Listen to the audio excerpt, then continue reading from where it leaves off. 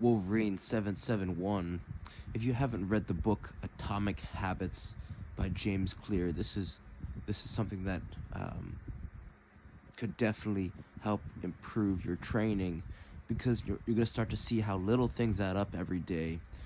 Next book I want you to pick up is called Effortless by Jerry McEwen. The book's Effortless. And with these two books in mind, you're going to start to formulate a plan within yourself, and that's going to kind of guide your training. In terms of physicality, and developing physically so that you can compete with older players, fundamentals always will, fundamentals are timeless, right?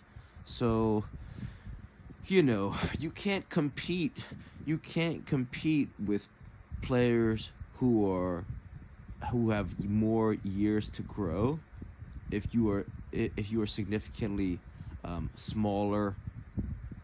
It's almost like you can't out dribble, you can't out dribble Messi, right? So I think the game plan should be, you got to use your strengths and double down on what's working for you, and focus on that above all things, in the off season or during the season. And there are some things that are going to help you be a more effective player, right? So if you search, where should we start? Breathing. I say this in almost every video I make, because it's the one thing that can really make or break you, and no one's talking about this, and that's breathing. If you haven't been taught how to formally breathe, search Dr. Vranich, Vranich. Just by learning this breathing technique, you're going to change the trajectory of your training, meaning you're going to be able to level up faster compared to players who haven't learned this breathing technique. It's going to give you more stamina, and it's going to help you have, it's going to just allow you to run longer and harder. So check out How to Breathe, Dr. Vranich, Vranich.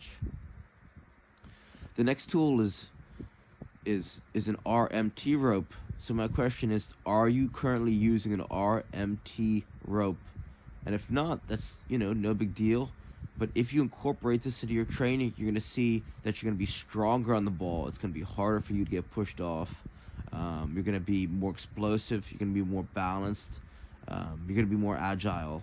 And it's super easy to make. So just to learn, if you want to learn more info, search David Weck RMT rope. I noticed when I started using one, my juggling started to improve, which improved my ball striking, which improved my passing and my shooting and my dribbling. Everything got better when I started using an RMT rope. So search David Weck. Again, it's Weck, and you can learn more about it.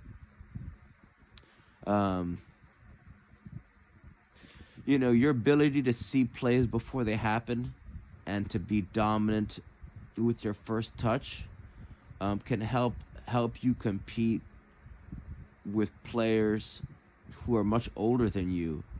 So juggling is the one thing that's really going to help improve your ability.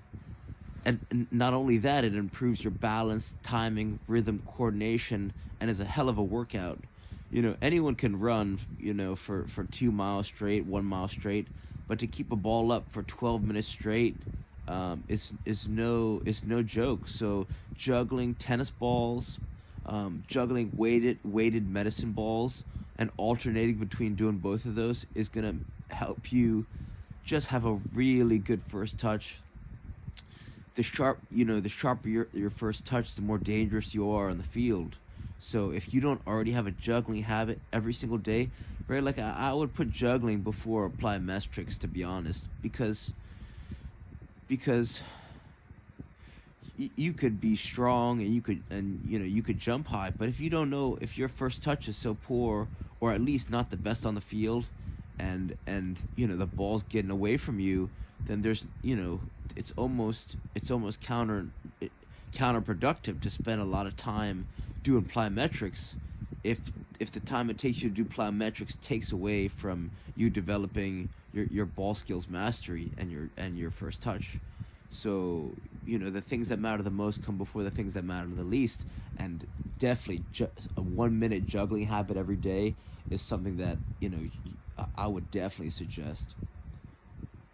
In terms of another tool that can really help elevate your training, right? Because at this point, if you're trying to play at the highest level, a thing you got to keep in mind is time economy, right? You only have so many hours in your day, so you got to be really smart with your training. So there's a tool called a SKLZ Kick Trainer. It's used by players, AC Milan, Ajax, Sevilla.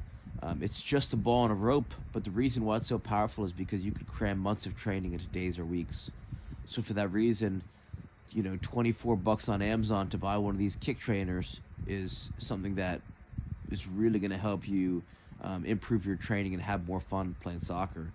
You want to search, it's SKLZ Kick Trainer on Amazon, and or you could just make one yourself, right? Size 1 ball, a length of rope as long as your hip bone to your ankle, and then just some duct tape, and you can make your own kick trainer and cram, right? Because you could cram in 10 minutes, you could get close to 1,000 touches effortlessly.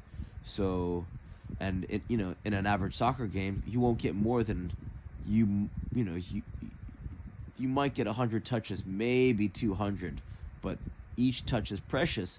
So that means during training, you got to get a lot of repetitions, and this is going to allow you to get more success on the field. So that's something else you want to check out. There's a book called 7 Postures by Kador Ziani, Ziani. This book is going to help you become more explosive, more balanced, harder to knock off the ball, and it's going to help you just jump higher too. That's 7 Postures by Kador Ziani, Ziani. And he's got lots of videos online, thousands of videos online, so there's a whole bunch of free resources that can help you improve without paying a nickel. One more thing that may help, it's called the torture twist. It's an abdominal exercise. It's probably one of the most effective abdominal exercise for soccer players because it's going to help you run faster and jump higher, right? Anything that makes you run faster will also make you jump higher and vice versa. It's taken from the book Underground Secrets of Faster Running by Barry Ross, which is also a read that you might enjoy.